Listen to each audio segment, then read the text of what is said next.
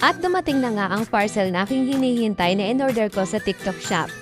At ito nga ang napili kong kulay. Nadidiliman nga ako masyado sa kulay ng dining table namin kaya naman naisipan kong i-DIY ito. At nang dumating nga ang parcel ko ay agad ko na ngang nilinisan ang table namin, pinunasan ko ito ng basang-basahan at pinatuyo. Excited na nga ako kung ano ang kalalabasan kaya agad na akong nagdikit. Bali madali lang siyang gupitin at sukatin dahil may mga linya na sa likod ang wallpaper. Hindi rin siya ganon kanipis, tama lang at ang kulay niya ay parang kahoy. Napakaganda nga nito. Nagdikit na nga ako at habang nagdidikit ako ay pinupunas ko ng basahan para hindi magkaroon ng bubbles. Mabilis nga lang din siyang idikit at ang bilis ko ngang natapos niyan. Kaya nilagyan ko na din ang mga upuan at may nasobra pa nga. At kaya pati pintuan namin ay nadikitan ko na din.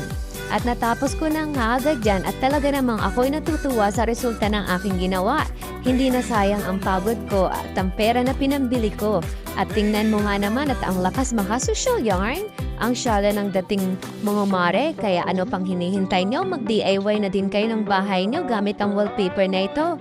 Marami din pagpipilian ng kulay. Inilagay ko nga din pala ang shop kung saan ako umorder. At pati na rin yung wallpaper na ginamit ko. Ilalagay ko sa comment section ng link kung saan ako bumili, kaya check out na din kayo. Tag nyo ako kung anong part ng bahay nyo yung DIY nyo. See you on my next vlog. Salamat!